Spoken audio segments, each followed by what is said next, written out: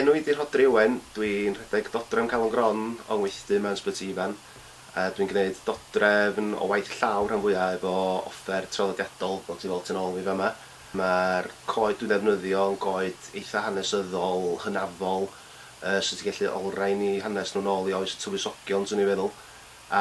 Mae'r coed ti'n gael o lifio'r beams i lawr yn rhoi cymeriad unigryw i'r dodrefn, dwi'n wrth y modd yn neud o.